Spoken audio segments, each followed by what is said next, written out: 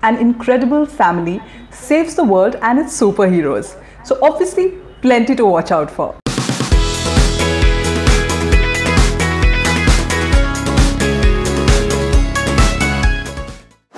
Hello and welcome to Talkietive Reviews, where we tell you the 5 good things in a movie every week.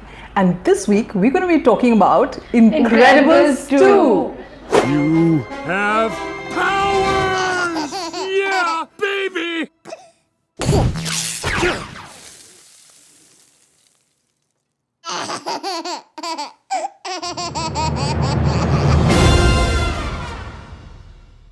A big pat on the back to director Brad Bird, who's written the story. Why the pat on the back? Well, he's taken 14 years to develop the story and come back for seconds. The audience obviously was waiting for it. The market was ready for it. But the credit goes to him to bring out this movie and make it a very credible project, very watchable project, despite the fact that you have a superhero edition coming out practically every year, and with a lot of star power and marketing might packed into it. So to that extent, I think the director definitely deserves a special mention. He's also written the story, which makes it even better, because the story itself is very intimate. The superheroes need a little saving. Their image needs to be changed. They need to be projected as people who are required around in the earth, as we find out. The Elastigirl is the heroine in this particular film, and as you'll find out, there's a quick role reversal. Mr. Incredible has to take a back seat. He has to sit at home, change the diapers, enjoy the joys of fatherhood, while Elastigirl steps out to save the world and the superhero's reputation.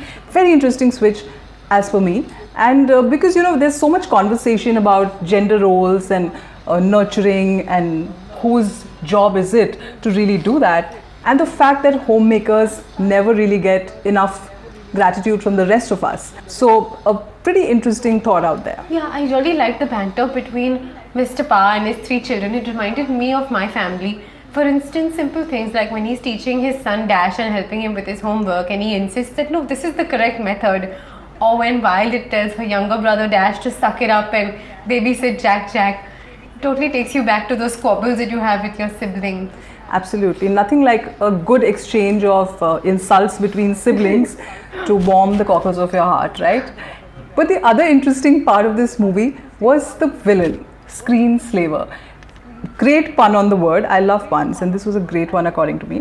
But even more so the thought that it's not like some mega sort of demon out there who threatens humanity, but it's an insidious little thing, like these little screens that are dominating our minds, and we love them. We can't get away from them. Whether it's the screen on our phones, it's our laptop screen, or the television screen. We are just slaves to them. So I thought that broad arc of what we are undergoing in the contemporary times as being slaves to technology was an interesting villain to touch upon. But Simran, you had an interesting thought too about the villain in this film. So it's especially great commentary on villainhood as well as screens dominating our lives. Here you see that the villain operates in a sort of grey area, and that kind of gets rid of absolutism when it comes to villains in superhero films. And again, as soon as they see a screen, as soon as they behold a screen, they're slaves to it. And that's great commentary on how we behave with our screens. We are indeed enslaved to them. Which brings out another thing about how we're not able to see the truth of things, we're not able to see the complexities, like the characters aren't able to see what's actually happening once the screens come on. Absolutely. These screens provide such a great escape from the realities of our lives, and we love to hide behind these screens. Yeah, the film also seems to question the role of superheroes and suggests that that depending on them makes us very weak and lazy. What do you think about that? Yeah, I think that was an interesting question that was posed through the film.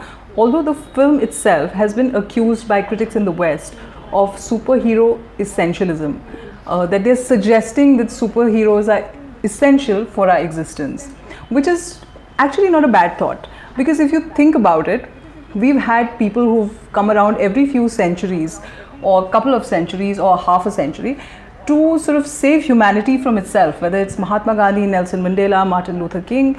You've had reformists time and again to save us from our own evils. And to that extent, I would agree with the point of view of the film that you do require superheroes for humanity to exist and to improve itself. And I think that's a very valid point that the film touches upon. Another very interesting aspect of this particular film was the music, because in an animation film, there's always a danger of things going a little flat if the music is not right. I love that note of buoyancy, a little bit of that spy thriller sort of vibe that it has. And you know, so the music compositions are interesting and they really match the spirit and the essence of the film. Simran, you had some interesting observations on the pop culture references as well as the music. So what I got really excited, of course I was very excited about the film, but when there's a bit when Dash and Violet and Jack are watching TV while talking to their dad, and you see a visual of their television set and they're watching a cartoon called Jonny Quest. So I haven't watched, that took me back immediately to when I used to be glued to the screen watching cartoons. I haven't watched Jonny Quest, but it was a characteristic sort of visual and soundtrack that took me back to the time when I did.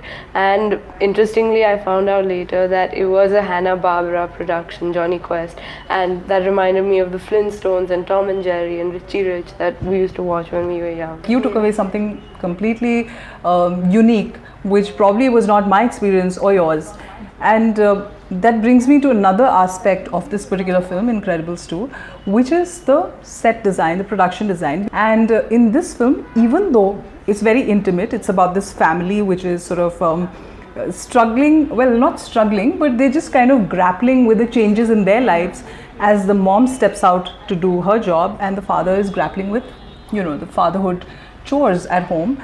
So to keep that at two levels, one, the grandeur of a superhero film, and at the other level, the intimacy of family and friends and as superheroes meet, I think they do a very fine job of it. Yeah, the sets make it look very believable because each set in the film is so different, whether it's the streets or whether it's the mansion in which the Parr family stays or Mr. Deaver's office.